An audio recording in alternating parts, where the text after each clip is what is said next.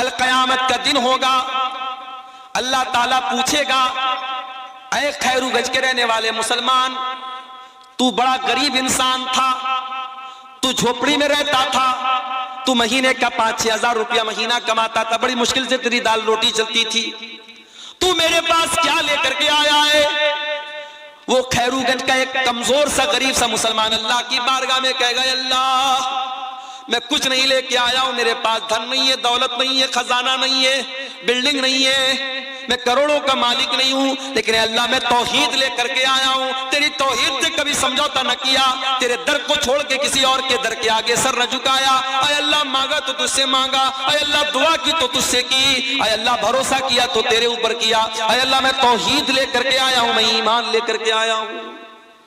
और वो गरीब मुसलमान, वो गांव देहात का रहने वाला गरीब मुसलमान जिसके पास कुछ नहीं था, कमजोर से मकान में रहता था, तौहीद लेके अल्लाह क्या जाएगा, अल्लाह उसको जन्नत में दाखिल करेगा।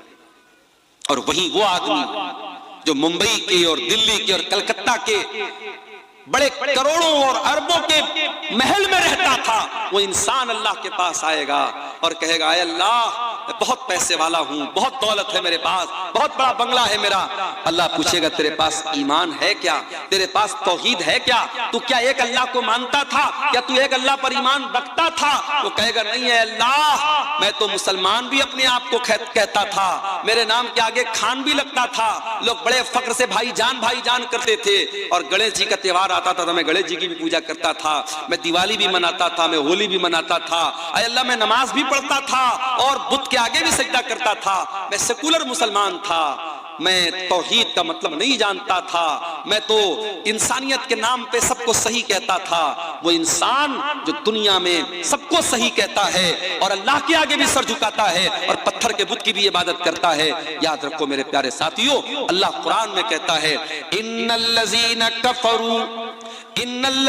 कफरू व मातू व हुम कुफ्फारुन फलन युक़बल मिन अहदिहिम मिल्उल अर्ज़ि ज़हबा।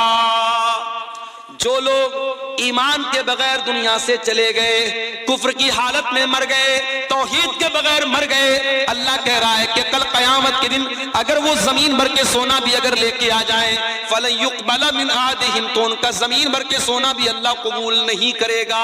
सब कुछ है तेरे पास, अगर तौहीद नहीं है अल्लाह ताला तेरा जमीन भर के सोना भी कबूल नहीं करेगा। हजरत आयशा अल्लाह के नबी से सवाल करती है, अय अल्लाह के नबी, अब्दुल्ला बिन जुदान बड़ा नेक आदमी था, बड़ा गरीबों की मदद करता था, दान करता था, खैरात करता था, गरीबों की यतीमों की मदद करता था। अय अल्लाह के नबी, क्या अब्दुल्ला बिन जुदान जन्नत में जाएगा? क्या उसकी नेकियां उसके काम आएंगी? अल्लाह के नबी ने फरमाया कि नहीं है आयशा, अब्दुल्ला बिन जुदान को उसकी नेकियां काम नहीं देंगी। क्यों? क्योंकि वो अल्लाह की तौहीद पर ईमान नहीं रखता था। अय आयशा, उसने कभी ये न कहा था, रब्बिग़फिरली खतीयती यौमद्दीन, अय अल्लाह तू कयामत के दिन मेरी खताओं को माफ कर देना। ना वो अल्लाह के ऊपर ईमान रखता था, ना कयामत के ऊपर ईमान रखता था। तौहीद की हिफाजत करो मेरे भाई। मैं आज अफसोस के साथ ये बात कहना चाहता हूं कि अब हमारी शेरशाबादी बरादरी में, हमारे अहले हदीसों में भी अब बहुत सारे ऐसे काम होने लगे हैं जो तौहीद के खिलाफ। मैं देखता हूं, इसी फील्ड में रहता हूं, जब प्रोग्रामों में आता हूं मैं देखता हूं अब अहले हदीसों के घरों में भी बच्चों के गले में काले काले धागे और तावीज नजर आने लगे हैं। जिन घरों में औरतें जाहिल हैं, जिन घरों में औरतों को तौहीद के बारे में नहीं मालूम, उन घरों में बच्चों को तावीज भी पहनाया जा रहा है, उनको नजर का टीका भी लगाया जा रहा है, उनके हाथों में गंडा भी बांधा जा रहा है। मेरे प्यारे साथियों, कभी ये मत सोचना कि हम अहले हदीस हैं, हमारा अकीदा तो पत्थर की लकीर है, हमारा अकीदा कभी खराब नहीं हो सकता। अगर आपने अपने बच्चों और अपनी फैमिली के अकीदे पर ध्यान न दिया तो याद रखो मेरे प्यारे साथियों, हमारे और आपके घर में भी शिर्क आ सकता है। अगर इब्राहिम अलैहिस्सलाम जैसा पैगंबर अल्लाह से दुआ करता है कि अय अल्लाह मेरी औलाद को तो शिर्क से बचाना, अय अल्लाह वजुनूबनी व बनिया अन नअबुदल असनाम, मुझे और मेरी औलाद को बुत परस्ती से बचाना, शिर्क से बचाना। अगर इब्राहिम जैसे पैगंबर को ये डर है तो हमें और आपको अपने बच्चों के बारे में ज्यादा डरना चाहिए और हमें अपने बच्चों की और अपनी तौहीद की फिक्र करना चाहिए। अल्लाह ने पहली नसीहत की, ला तजअल मा अल्लाहि इलाहन आखर, अल्लाह के साथ किसी को शरीक मत करना। दूसरी नसीहत, वक़ज़ा रब्बुका अल्ला ताबुदू इल्ला इय्याह, तुम्हारे रब का यह हुक्म है कि इबादत करो तो उसी की करो, तौहीद पर कायम रहो। पहला भी हुक्म तौहीद का, दूसरा भी हुक्म तौहीद का। फिर तीसरा हुक्म दिया, व बिल वालिदैन इहसाना, और तीसरा हुक्म यह है कि अपने वालिदैन के साथ, अपने माता पिता के साथ तुम अच्छा सलूक करते रहना। जिस माँ ने 9 महीने तुमको पेट में रखा है, जिस बाप ने उंगली पकड़ के चलना सिखाया है, जिस माँ ने अपने खूने जिगर को दूध की शक्ल में तुझको पिलाया है, जिस बाप ने तेरे आराम की खातिर अपने आराम को कुर्बान किया है, उस माँ के साथ, उस बाप के साथ हमेशा अच्छा सलूक करना, उनको तकलीफ न देना। कभी पेट में गैस हो जाती है ना, इंसान बेचैन हो जाता है। कभी डॉक्टर के यहाँ जाओ तो सबसे ज्यादा आपको गैस के पेशेंट मिलेंगे। बड़े बड़े हॉस्पिटलों में चले जाओ तो सबसे ज्यादा भीड़ कहां रहेगी? पेट के डॉक्टर के पास रहेगी, गैस्ट्रोलॉजिस्ट के पास रहेगी। पेट के अंदर जरा सी गैस हो जाए, इंसान डॉक्टरों के पास भागता है। अगर 1 घंटा आपके पेट में कोई चीज रह जाए, आप बेचैन हो जाएंगे।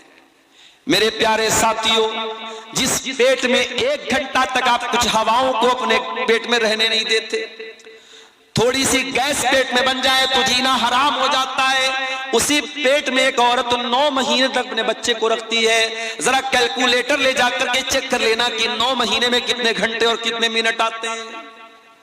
1 घंटा आप अपने पेट में कोई एक्स्ट्रा बोझ नहीं रख सकते।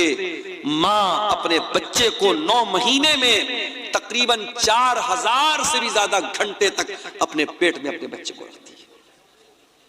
और जब बच्चे को जन्म देती है तो समझो कि वो जीवन की बहुत बड़ी अग्नि परीक्षा देती है, अपने जिंदगी को दांव पे लगा देती है, और तब जाकर के बच्चा पैदा होता है। और वही बच्चा जब जवान होता है, उस माँ को गाली दे के घर से निकाल भी देता है। वही बच्चा जब जवान होता है, उसी बाप के साथ बदतमीजी करता है, बाप को बुरा भला कहता है। और ऐसे भी बदनसीब बेटों को मैंने देखा है जिन्होंने अपने बाप के ऊपर हाथ तक उठाया है। याद रखो मेरे प्यारे साथियों, इस दुनिया में अल्लाह ने अगर हम पर एहसान किया है, हमें पैदा किया है, तो हमें पैदा करने का सबब और जरिया अल्लाह ताला ने हमारे माता पिता को बनाया है, हमारे माँ बाप को बनाया है। माँ के मरने के बाद माँ की तरफ से मदरसे में चंदा देने वालों, माँ की तरफ से मदरसे में बिल्डिंग बनवाने वालों, माँ की तरफ से इलाके में ट्यूबवेल लगवाने वालों, तुम्हारी माँ को तुम्हारे उसके मरने के बाद तुम्हारी नेकियों की जरूरत नहीं है। माँ की जिंदगी में माँ को तुम्हारी जरूरत है, बाप की जिंदगी में बाप को तुम्हारी जरूरत है। बाप जिंदा था, बिस्तर पे बैठ करके खांसता था, तूने 10 रुपए की दवा तक उसको न दी। माँ बिस्तर पे तड़पती थी तो बीवी के साथ आराम से लेटा रहता था, तुझे माँ की कभी कोई चिंता न हुई। तू अपने बच्चों के साथ बैठ करके अच्छे खाने खाता था, तेरी माँ बेचारी कई कई दिन तक भूखी रह जाती थी। और आज माँ के मरने के बाद तू लाखों करोड़ों दान और खैरात में लुटा रहा है। बंद कर दे ये नौटंकी और बंद कर दे ये ड्रामेबाजी। तेरी माँ को तेरी इस ड्रामेबाजी की कोई जरूरत नहीं है, ना अल्लाह को कोई जरूरत है। वबिल वालिदैन इहसाना, अल्लाह दूसरा हुक्म ये दे रहा है कि अपने माता पिता के साथ अच्छा सलूक करो। अय अल्लाह, मेरी माँ 70 साल की हो गई है, बिस्तर पे पाखाना कर देती है। अय अल्लाह, मेरे लिए बड़ी तकलीफ का मौका गया, बड़ी आजमाइश का मौका गया, मैं क्या करूं? घर में कोई देखभाल करने वाला नहीं है, बूढ़ी माँ बिस्तर पर पेशाब व पाखाना कर रही है। अल्लाह, मैं क्या करूं? अल्लाह कह रहा है, इम्मा यबलुगन्ना इंदकल किबरा अहदुहुमा औ किलाहुमा फला तकुल लहुमा उफ्फिन। ऐ इंसान, ये तो तेरी खुशनसीबी है, ये तो तेरी खुशकिस्मती है कि तुझे बूढ़े माँ बाप मिले हैं। जाओ जरा उन बच्चों से पूछो जिनकी माँ जल्दी उनको छोड़ के चली गई, उनकी शादी के पहले मां चली गई, अब शादी होती है तो वो बेचारा तरसता है कि काश मेरी माँ भी होती। उसके बच्चे पैदा होते तो वो तरसता है कि काश मेरी माँ जिंदा होती तो कम से कम मेरे बच्चों को दादी का प्यार मिलता, मेरा बाप जिंदा रहता तो मेरे बच्चों को दादा का प्यार मिलता। जिंदगी के बहुत सारे ऐसे मोड़ आते हैं जब इंसान अपने माँ बाप के मशवरे की जरूरत महसूस करता है। अगर बूढ़े माँ बाप मिले हैं मेरे प्यारे साथियों तो इसको अपने लिए बोझ मत समझो। कुरान कहता है इम्मा यबलुगन्ना इंदकल किबर अहदुहुमा औ किलाहुमा, अगर तुम्हारे माँ बाप में से कोई एक तुमको बुढ़ापे में मिल जाए या दोनों बुढ़ापे में मिल जाए, पहले एक का जिक्र किया बाद में दोनों का किया। अगर एक मिला है माँ मिली है बाप मर चुका है, या बाप मिला है माँ मर चुकी है, तो जो एक बचा है उसके साथ और स्पेशल उसकी खिदमत करो और ज्यादा उसकी खिदमत करो, क्योंकि जब तक वो दो थे, जब तक बूढ़ा बूढ़ी दोनों जिंदा थे, एक दूसरे का सपोर्ट करते थे, एक दूसरे का सहारा थे, एक दूसरे को हौसला देते थे। अगर बुढ़िया चली गई और बूढ़ा बचा या बूढ़ा चला गया और बूढ़ी बची तो वो और ज्यादा लाचार हो गए, वो और ज्यादा बेबस हो गए, उनका और ज्यादा ख्याल करो। अल्लाह, एक बचा है तो उसका और ज्यादा ख्याल करो। अल्लाह ने पहले एक का जिक्र कहा। अगर तुम्हारे माता पिता में से कोई एक तुमको मिल जाए या दोनों मिल जाए तो तुम्हें क्या करना है? फरमाया फला तकुल्लहुमा उफ्फिन, उनको कभी उफ भी मत कहना। उफ का मतलब समझते हो? जैसे हमारे यहाँ बोलते हमारे यहाँ अपनी आम जबान में हम जब किसी को हकारत की नजर से क्या बोलते, ऐसा बोलते हैं। अपने माँ बाप को हट भी नहीं कहना है, हूं भी नहीं कहना है, उफ भी नहीं कहना है। यानी सबसे हल्की तकलीफ पहुंचाने का तरीका क्या है? किसी को हट कह दिया जाए, किसी को हूं कह दिया जाए, माँ बाप को हूं भी ना कहा जाए। अच्छा एक बात बताओ, तजर्बे की बात बता रहा हूं। कभी कभी जब माँ बाप बूढ़े हो जाते हैं ना तो उनकी कुछ बातें बड़ी बच्चों वाली हो जाती है। जैसे बच्चे हर बात के लिए जिद करते हैं, बूढ़े माँ बाप भी जिद करने लगते हैं। अब मान लीजिए कि आपकी बीवी ने रोटी बनाई है और उसकी बूढ़ी सास ने कहा कि मैं रोटी नहीं खाऊंगी, चावल क्यों नहीं बनाया, मुझे चावल चाहिए, मुझे चावल चाहिए। तो आपको लगता है यार मेरी बूढ़ी माँ क्यों जिद कर रही है, रोटी क्यों नहीं खा रही। अगर बूढ़ी माँ ने कह दिया कि चावल चाहिए तो ये समझ करके चावल बना दो कि मेरी बूढ़ी माँ की जिद है। क्योंकि एक वक्त था जब तू 3 साल का था और जब तू जिद करता था अपनी माँ से, अपने बाप से, तो तेरे माँ बाप हर हाल में तेरी जिद पूरी करते थे। मेरे प्यारे साथियों, अपने बच्चों से इस कदर मोहब्बत करते हैं कि बच्चों की जरा सी तकलीफ हम बर्दाश्त नहीं कर सकते। तो जब वही हमारे माँ बाप जब बूढ़े हो गए तो हम अपना बचपन याद करें कि जब हम छोटे थे हमारे माँ बाप ने हम पर मोहब्बत लुटाई थी। आज वो बूढ़े हो गए हैं और अल्लाह ताला कुरान में कहता है जिसको हम उम्र दराज बना देते हैं, बूढ़ा बना देते हैं, वमन नुअम्मिरहु नुनक्किसु फिल खल्क, उसे उल्टा कर देते हैं। बचपन की जिद और बचपन की शरारत और बचपन का लड़कपन बुढ़ापे में लौट जाता है। तो बूढ़े माँ बाप की बहुत सारी जिद को नजरअंदाज कर दिया करो मेरे भाई। अभी एक दिन मेरी 2 साल की बच्ची है, मेरी घर पे खेल रही थी, खेलते खेलते सीढ़ी के पास पहुंची, गिरने लगी। मेरी बीवी की नजर पड़ी, बीवी ने हाथ पकड़ा उसका। अब हाथ को जोर से पकड़ के खींचा ताकि बच्ची गिर ना पाए, और वो हाथ जोर से खींचने में बेटी का मेरे जो हाथ वो उतर गया। बच्चों का हाथ कमजोर होता है, हाथ उसका उखड़ गया। अब बच्ची बहुत तेज चिल्लाने लगी, उसको किसी पल करार नहीं। मैं मदरसा गया हुआ था, अब बीवी बेचारी रो रही है, बच्चे अलग परेशान। मैं मदरसे से घर आया, मैंने क्या बात है, तो मालूम हुआ कि बच्ची का हाथ उखड़ गया है। फौरन हमारे इलाके के हड्डी के डॉक्टर थे, उनके पास लेके गया, और डॉक्टरों के पास तो तजर्बा होता है। वो फौरन उन्होंने देख करके वो समझ गए कि क्या मामला है। उन्होंने फौरन उसको बच्ची का हाथ पकड़ के कैसे उसको घुमाया, बिल्कुल ठीक हो गया उसका हाथ। तो ये उतनी देर के लिए समझिए कि बच्ची रो रही है, बच्ची तड़प रही है, और हम और बच्ची की जो माँ है, हम दोनों लोगों के लिए एक एक मिनट, एक एक पल बड़ा भारी गुजर रहा था। और जैसे ही बच्ची खेलने लगी, मुस्कुराने लगी, ऐसा लगा कि हमारा दिल बाग बाग हो गया। मेरे प्यारे साथियों, ये बचपन का दौर होता है। फिर जब हम बड़े होते हैं और हमारे माँ बाप जब बूढ़े होते हैं और वो किसी बात के लिए अगर जिद करते हैं या उनको कोई तकलीफ पहुंचती है या वो दवा टाइम से नहीं खाते हैं तो हम उनको डांटने लगते हैं कि क्यों आप दवा नहीं खाते हैं, आप कोई बात नहीं मानते। मेरे भाइयों, हम अपने बचपन को याद करें, हमारी बहुत सारी नादानियों को हमारे माँ बाप माफ कर देते थे। आज बूढ़े हो गए हैं, आज उनसे बहुत सारी गलतियां हो सकती हैं, चिड़चिड़ापन आ सकता है, जिद हो सकती है, उनकी जिद को नजरअंदाज कर देना। कुरान कहता है वकुल लहुमा कौलन करीमा, अपने माँ बाप से तू अदब से बात करना, सम्मान से बात करना, रिस्पेक्ट के साथ बात करना। जो बूढ़े माँ बाप तुझे मिल जाए तो उनसे बड़े अदब के साथ बात करना। वक़्फ़िज़ लहुमा जनाहज़्ज़ुल्लि मिनर रहमा वक़ुर रब्बिरहमहुमा कमा रब्बयानी सगीरा। और ऐ इंसान, तू जितना बड़ा बन जाए, इलाके का एमएलए बन जाए, एमपी बन जाए, करोड़पति बन जाए, अरबपति बन जाए, जब अपनी माँ के पास बैठा कर, जब अपने बाप के पास बैठा कर, तो अपने आप को डाउन टू अर्थ कर लिया कर, अपने आप को झुका लिया कर, अपने आप को नरम कर लिया कर। अपने आप को कभी अपनी माँ से ऊंचा बनने की कोशिश न करना, अपने बाप से ऊंचा बनने की कोशिश न करना। जितने बड़े भी हो, बाप के लिए तुम बेटे हो, माँ के लिए तुम बेटे हो, अपने माँ बाप के लिए अपने आप को झुका करके रखना, अपने आप को बिछा करके रखना। और अल्लाह ने एक दुआ सिखाई, मेरे भाइयों, इस दुआ को याद कर लो। जब दुआ के लिए हाथ उठाया करो, अपने माँ बाप के लिए ये दुआ जरूर किया करो।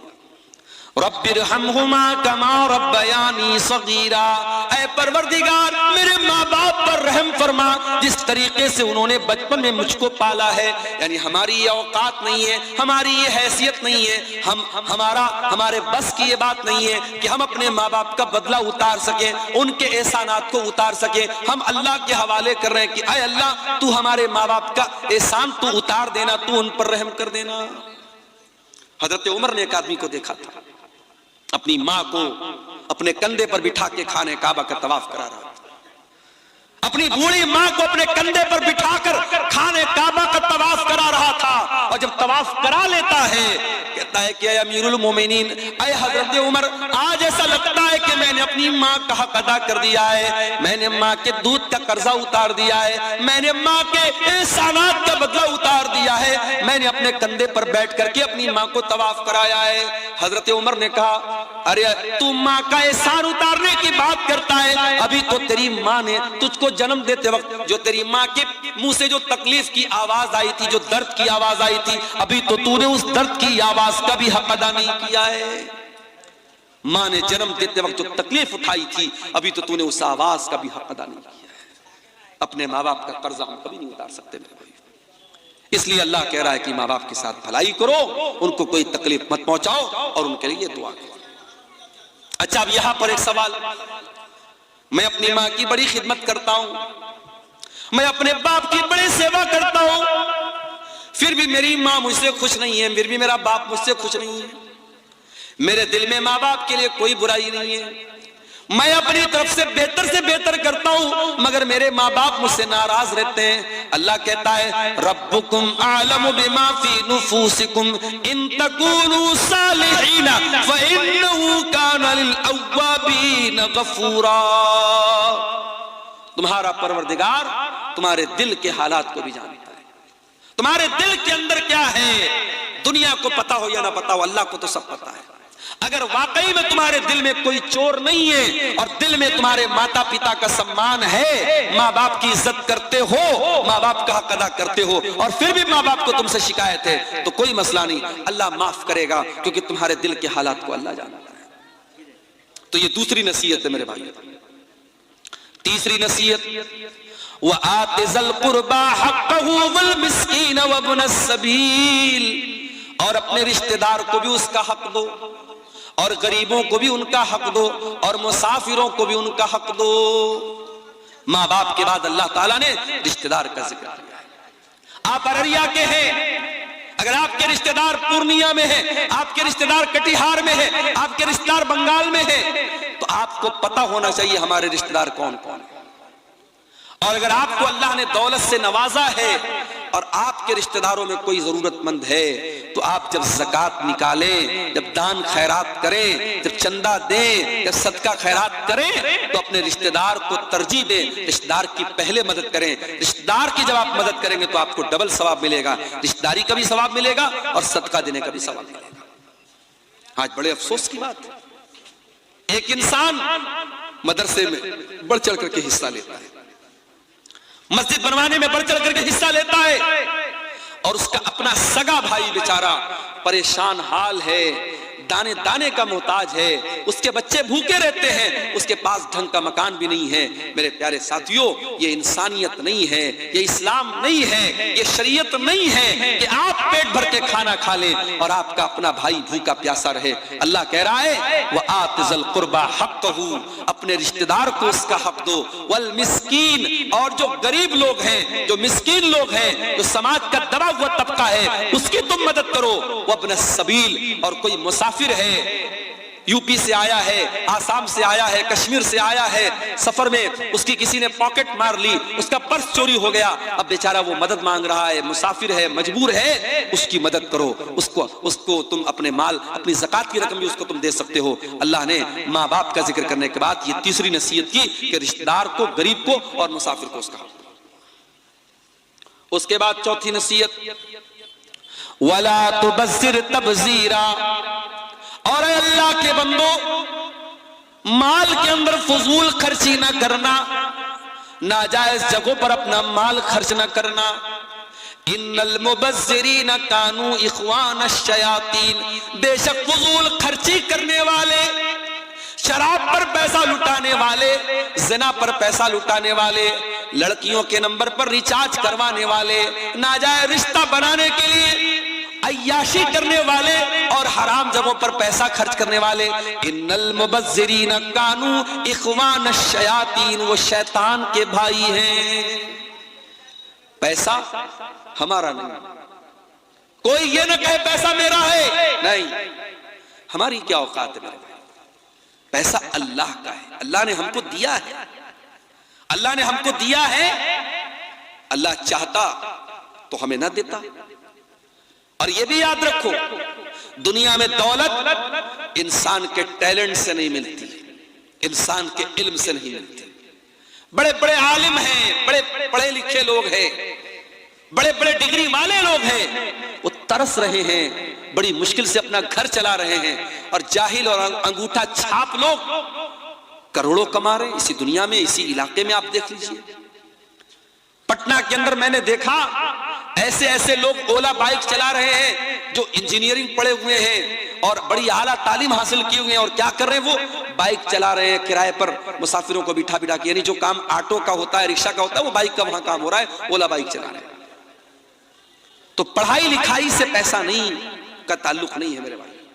ठीक है, आप पढ़ लिख लेंगे, अल्लाह करे आपको अच्छी नौकरी मिल जाए, अच्छा मकाम मिल जाए, मगर जरूरी नहीं है कि आपके इल्म के एतबार से आपको पैसा मिले। तो अगर अल्लाह ने आपको पैसे वाला बनाया है तो ये मत कहिए कि पैसा मेरा है, पैसा अल्लाह का है। और जब पैसा अल्लाह ने आपको दिया है तो ये पैसा कहाँ खर्च करना है और ये पैसा कहां से आया है, दोनों का हिसाब अल्लाह को देना पड़ेगा। अल्लाह के प्यारे नबी फरमाते हैं, ला तज़ूलु क़दमा इब्ने आदम मिन इंदि रब्बिही यौमल क़ियामा, क़यामत के दिन इंसान अपनी जगह से हिल नहीं पाएगा जब तक 5 सवालों का जवाब न दे दे। और उन 5 सवालों में एक सवाल ये भी होगा, व अन मालिही मिन ऐन इक्तसबहु व फ़ीमा अनफ़क़हु, तूने माल कहां से कमाया और कहां खर्च किया। हराम जगहों पर पैसा खर्च करने वाले शैतान के भाई हैं। अपने जायज काम पर अगर आप जरूरत से ज्यादा पैसा खर्च करते हैं, जैसे राहुल गांधी का जूता अभी आजकल बड़ा चर्चा में चल रहा है। राहुल गांधी ने, पता नहीं, मैंने वीडियो देखा नहीं है, ये बयान किया जा रहा है, कहने वाले बोल रहे हैं कि राहुल गांधी ने किसी को जूता मार दिया तो बेचारा आईसीयू में चला गया। तो इंटरनेट पर मैंने चेक किया तो पता लगा वो 4 लाख का जूता है। भाई 4 लाख के जूते से किसी को मारोगे तो कहां जाएगा, आईसीयू में ही जाएगा। हम लोग घड़ी पहनते, बड़ी मुश्किल से, टाइटन की घड़ी है, 1000-2000 की घड़ी आती है। कुछ लोग साहब राडो की घड़ी पहनते हैं और पता नहीं कौन कौन सा ब्रांड आता है, 1.5 लाख की, 2-2 लाख की घड़ी पहनते हैं लोग।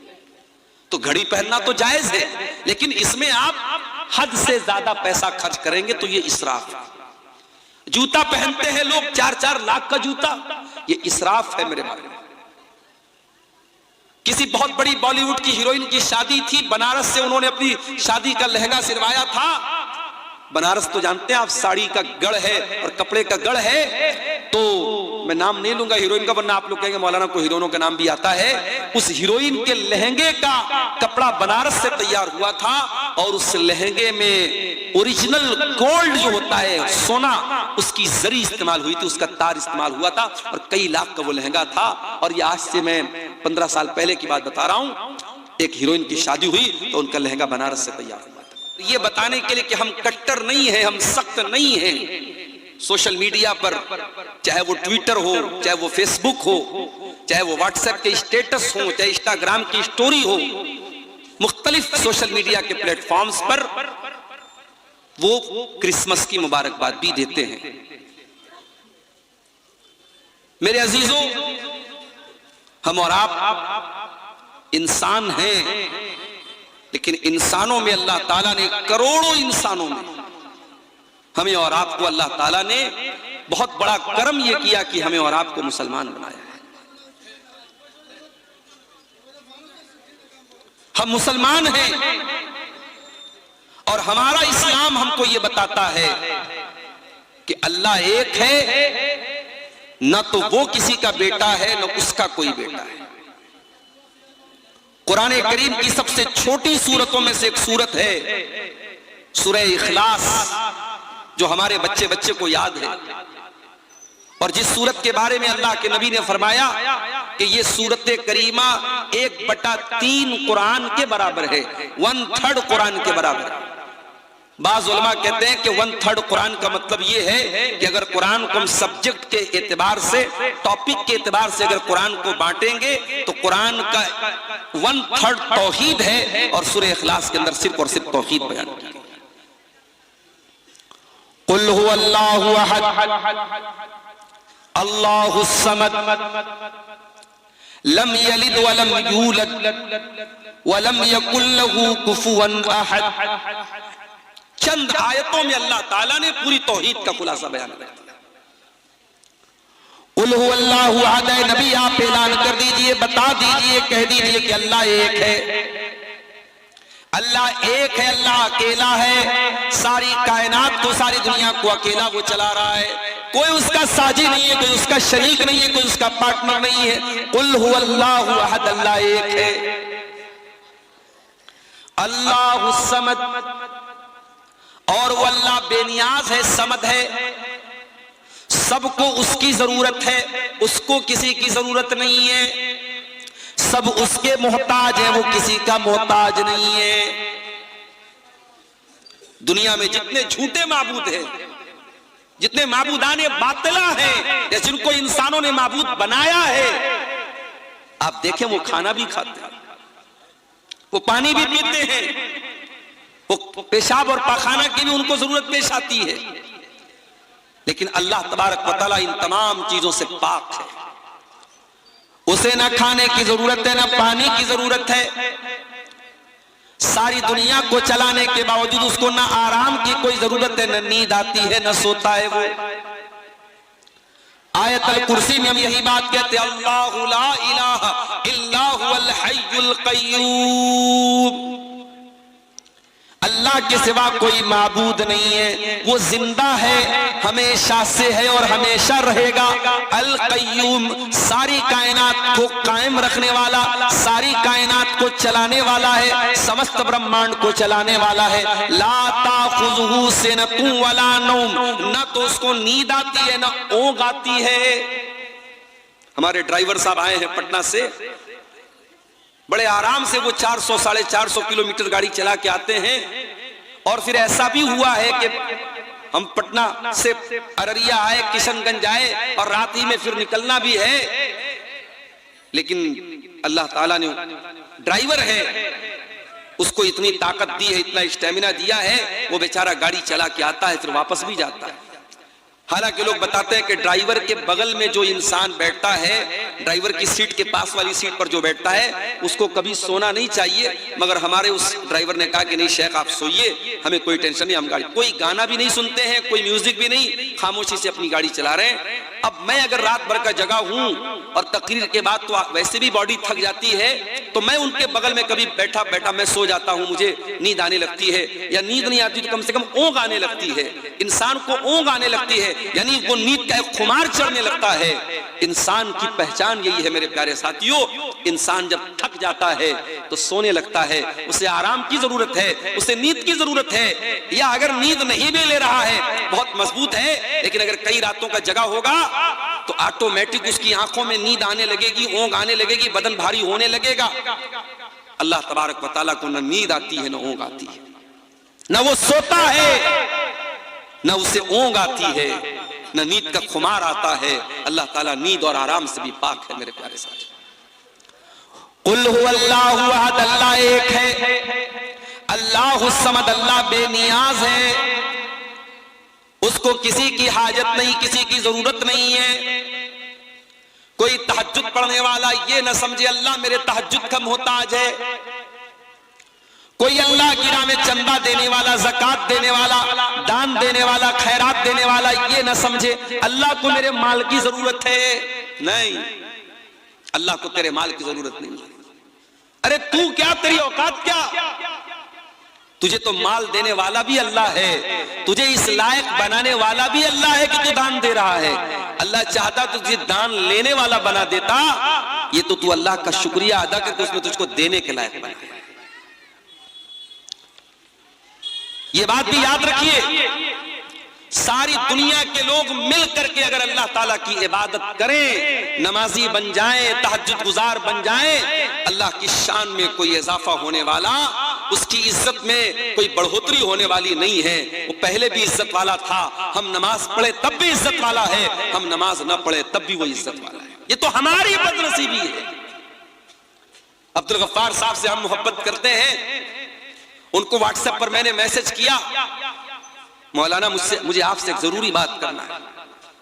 मेरा नंबर भी उनके मोबाइल पर सेफ है, व्हाट्सएप पर नोटिफिकेशन आ गया, उनके सामने मैसेज आया मेरा।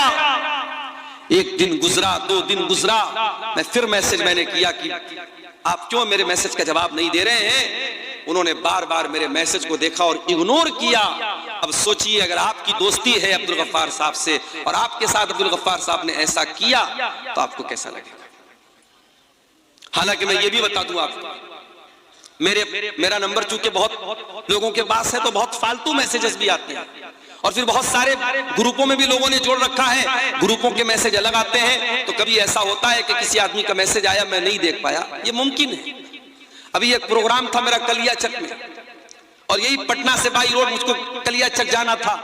कितना लंबा, आपका अररिया तो पटना से 400 किलोमीटर है, लेकिन कलियाचक कटिहार होते हुए जाना था, वो और ज्यादा था, 500 के ऊपर, 550 किलोमीटर था।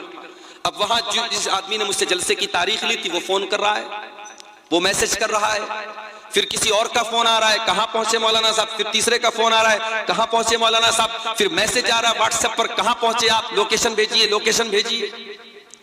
कभी कभी तो दिमाग खराब हो जाता है मेरे भाई। कितने लोगों को जवाब दिया जाए, कितने लोगों को बताया जाए कि मैं कहां पहुंचा। कलियाचक में प्रोग्राम था और एक नौजवान ने मुझे मैसेज किया कि मुझे अपना लाइव लोकेशन भेजिए। मैंने समझा होगा कोई जलसा कमेटी का आदमी, मैंने भेज दिया। बाद में पता चला कि उसने सारे लोगों को मैसेज दिखाया। उसने कहा कि देखिए अब्दुल गफ्फार साहब तो अभी कटिहार में हैं और रात के 11 बजने 10 साढ़े 10 बजा था। उसने कहा कि कटिहार से उनको कलियाचक आने में भी 3-4 घंटा लगेगा, मौलाना नहीं आ पाएंगे, जलसा खत्म हो जाएगा, आधी से ज्यादा पब्लिक चली गई। एक गलत मैसेज और एक गलत पैगाम देने की वजह से आधी से ज्यादा पब्लिक उस प्रोग्राम की चली गई। ऐसा भी होता है मेरे भाई। हम ये नहीं सोचते हैं कि मुकर्रिर अगर आ रहा है तो जाहिर है कि वो ये तो जानबूझ करके देर तो नहीं करेगा। मैं पटना से, आप यकीन करें, जब भी आपके इलाके में आता हूं, हमारा ड्राइवर माशाल्लाह इतना अलर्ट ड्राइवर है, रास्ते में कभी चाय पीना या गुटखा खाना या कोई नशा भी वो नहीं करता, ना मैं कहीं रुकता हूं चाय पीने के लिए। कभी ऐसा भी हुआ है कि मैं पटना से भूखा प्यासा चला हूं और जलसे में पहुंचा हूं तो वहां फौरन ये कहा गया कि नहीं मौलाना आप स्टेज पर आइए, मुझे खाना तक नसीब नहीं हुआ है, भूखा प्यासा, डायरेक्ट आने के बाद मुझे बैठना पड़ा है कुर्सी के ऊपर। तो मुकर्रिर आपके लिए जान देने की बात कर रहा है, आपके लिए कुर्बानी देने की बात कर रहा है, और आप फौरन निशाना उसके ऊपर तैयार कर लेते हैं। मेरे भाई, अभी कटिहार में एक जगह प्रोग्राम था मेरा, मैं नहीं पहुंच पाया, मदरसे से इजाजत नहीं मिली, छुट्टी नहीं मिली, और फिर उसी कटिहार के इलाके में दूसरी जगह प्रोग्राम मेरा रखा गया जो छुट्टी के दिन रखा गया। तो मेरे पास फोन आ रहा है कि मौलाना साहब हमारे गांव में आप नहीं आए थे, फला जगह आप आएंगे तो हमारे नौजवान आपसे बदतमीजी करेंगे और आपसे बदला ले लेंगे और ये करेंगे। मेरे प्यारे साथियों, ये क्या अफसोस का मकाम नहीं है? क्या ये इज्जत है आपकी नजर में उलमा की? ये आप जिन मुकर्रिरीन से के साथ आप सेल्फी लेते हैं, जिन मुकर्रिरीन के साथ आप जो है मोहब्बत का दावा करते हैं, जरा सा 19-20 हो जाए तो आप उनको मारने की धमकी देंगे, उनको जलील करने की बात करेंगे। वल्लाह मुझे बहुत तकलीफ होती है। मैं कभी कभी सोच में पड़ जाता हूं कि हमारे अंदर उलमा की मोहब्बत का जो हम दावा करते हैं वो वाकई में है या फिर हम सिर्फ दावा ही दावा करते हैं। मेरे प्यारे साथी, हमें और आपको हमेशा, चाहे वो मुकर्रिरीन का मामला हो, चाहे वो जलसा कमेटी का मामला हो, भाई किसी के साथ कभी भी कोई इमरजेंसी हो सकती है। मैं जब भी पटना से आपके अररिया में, किशनगंज में, कटिहार में आया हूं, यकीन करें हर बार रास्ते में कोई ना कोई एक्सीडेंट मुझे नजर आया है। कोई ट्रक जाकर के किसी कार को मार रही है, किसी ट्रक ने किसी बाइक को मार दिया है। आज भी हम लोग आए तो रास्ते में दो जगह एक्सीडेंट मिला। अल्लाह ना करे, अल्लाह मेरी हिफाजत करे, सारे उलमा की हिफाजत करे, ये एक्सीडेंट हमारे साथ भी हो सकता है। मेरे भाई, जब आप प्रेशर बनाएंगे, ड्राइवर पूरी स्पीड में गाड़ी चलाएगा, रात का टाइम है, कोहरे का टाइम है, कुछ हादसा भी हो सकता है। हमें और आपको ये मजबूरियां नजर नहीं आती, हमें जबान हिलाने में देर नहीं लगती। हम उलमा को लालची तक कह देते हैं, उनके कैरेक्टर तक पर सवाल उठा देते हैं और उनको बुरा भला तक कह देते हैं। और अगर आलिम किसी वजह से ना आए तो हम जलसा कमेटी को दोषी करार देते हैं कि आप लोगों ने झूठ मूठ नाम दे दिया, उनको नहीं बुलाया, आपने उनसे बात नहीं की। मेरे प्यारे साथियों, कभी भी किसी के साथ कोई इमरजेंसी हो सकती है, हमें और आपको ये बात याद रखनी चाहिए। तो इंसान है, हम एक दूसरे के मोहताज हैं, अल्लाह किसी का मोहताज नहीं। अल्लाह एक है, अल्लाह हुस्समद, अल्लाह बेनियाज है, उसको किसी की हाजत नहीं है, उसको किसी की जरूरत नहीं है। वो न थकता है ना आराम करता है, वो सारी कायनात को चला रहा है, उसे न नींद आती है न ऊँघ आती है। लम यलिद वलम यूलद, उसने न किसी को जन्म दिया है, न उसका कोई बेटा है, वलम यूलद, और न वो किसी का बेटा है, न उसका कोई बेटा है, न उसका कोई बाप है। उसने न किसी को जन्म दिया है, न उसको किसी ने जन्म दिया है। ये है हमारा अकीदा। क्रिसमस मनाने वालों का क्या अकीदा है? एक एक्टर है, कॉमेडियन है, हंसी मजाक करने वाला, जो टीवी पर आता है, फिल्मों में आता है, उसका नाम है सुनील ग्रोवर। अभी उसका एक वीडियो मैंने देखा, वो क्रिश्चियन है। उसने कहा साहब जीसस, लोग पूछते हैं जीसस कौन है, ईसा कौन है? कहता है आओ मैं बताता हूं, जीसस गॉड है, गॉड के बेटे हैं, गॉड है। ये सुनील ग्रोवर का अकीदा नहीं है, ये सारे ईसाइयों का अकीदा है। वो ईसा अलैहिस्सलाम को अल्लाह के बराबर मानते हैं, अल्लाह का बेटा मानते हैं। और वो ये अकीदा रखते हैं कि 25 दिसंबर को ईसा अलैहिस्सलाम पैदा हुए हैं, अल्लाह का बेटा पैदा हुआ है, नऊजुबिल्लाह। ये उनका अकीदा है।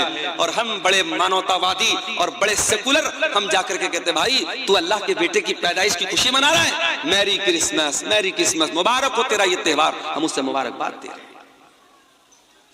याद रखो मेरे प्यारे साथियों, क्रिसमस की मुबारकबाद देना गोया अल्लाह ताला को गाली देना है, गोया ये इकरार करना है कि हाँ तू अल्लाह के बेटे की पैदाइश की खुशी मना रहा है, मैं तुझको मुबारकबाद दे रहा हूं। और ये इतना बड़ा गुनाह है, इतना बड़ा गुनाह है कि कुरान के अंदर अल्लाह ताला सूरह मरियम के अंदर कहता है वक़ालू इत्तख़ज़र रहमान वलदा लक़द जीतुम शैअन इद्दा तकादु समावातु यतफ़त्तरन मिन्हु व तनशक़्क़ुल अर्दु व तख़िर्रुल जिबालु हद्दा अन दअू लिर्रहमानि वलदा। ये लोग कहते हैं कि रहमान ने बेटा बना दिया, ये कहते हैं अल्लाह का बेटा है। तुमने बहुत गंदी बात अपने मुंह से निकाली। ये इतनी खतरनाक बात है कि आसमान फट पड़े, जमीन फट जाए और पहाड़ गिर जाए, उतनी खतरनाक बात नहीं है जितनी खतरनाक बात ये है कि तुम ये बात कहते हो कि रहमान ने बेटा बना लिया, अल्लाह ने बेटा बना लिया। तो 25 दिसंबर की तारीख आ रही है, हमें और आपको मेरे प्यारे साथियों, मैं अभी व्हाट्सएप पर एक ऐसे ग्रुप में जिसमें मौलवी लोग हैं, आलिम लोग हैं, दीनदार लोग हैं, उस ग्रुप में मैंने एक मैसेज देखा।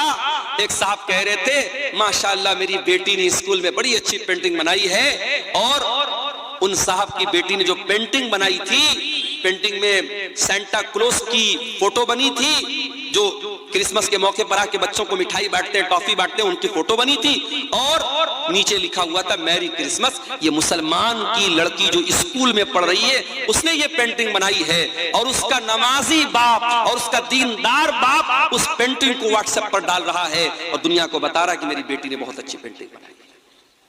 मेरे प्यारे साथियों, कहीं ऐसा न हो कि आपके बच्चे स्कूल में पढ़ते हुए इसी क्रिसमस के त्योहार को कबूल कर लें, इस अकीदे को कबूल कर लें, और कल जब जवान हो जाएं तो इसी अकीदे पर जवान हो जाए कि हाँ ईसा अलैहिस्सलाम अल्लाह के बेटे हैं। अपने बच्चों को मेरे प्यारे साथियों, इसीलिए मैं कहता हूं, अगर 4 पैसे अल्लाह ने आपको दिए हैं और आप अपने बच्चों को कॉन्वेंट स्कूलों में पढ़ाते हैं, इंग्लिश मीडियम स्कूलों में पढ़ाते, ठीक है, मैं मना नहीं करता। जरूरी नहीं है कि हर आदमी अपने बच्चे को आलिम बनाए, जरूरी नहीं है कि हर बच्चा मदरसे में पढ़े, स्कूल में भी आप पढ़ा सकते हैं। मगर हाँ, अगर आपके बच्चे को स्कूल में दीन की तालीम नहीं मिल रही है तो मस्जिदों के अंदर या स्कूल के टाइम के अलावा टाइम के अंदर कोई ऐसा सिस्टम होना चाहिए कि आपका बच्चा दीन की बेसिक तालीम हासिल करे, इस्लाम की बुनियादी तालीम हासिल करे, ताकि आपका बेटा कल जब जवान हो जाए तो अपने दीन की बुनियादों को वो न भूले, अपने दीन की बुनियाद पर कायम रहे। मेरे प्यारे साथी, गौर करो, आज मुसलमान क्रिसमस मना रहा है, और इसी क्रिसमस के त्योहार के 5-6 दिन के बाद जब दिसंबर की आखिरी तारीख आएगी, जिसको नए साल की रात कहा जाता है, तमाम बड़े बड़े शहरों में बड़े बड़े होटल सज जाएंगे, नाचने वालियों को बुलाया जाएगा, गाने वालियों को बुलाया जाएगा, म्यूजिक का प्रोग्राम होगा, नाच गाने का प्रोग्राम होगा, शराब बहुत ज्यादा पी जाएगी, जिना बहुत ज्यादा किया जाएगा, रात भर लोग नाचेंगे, मौज मस्ती करेंगे, और इस तमाम रंग रलियों के कामों में हमारा मुसलमान भाई भी शामिल होगा।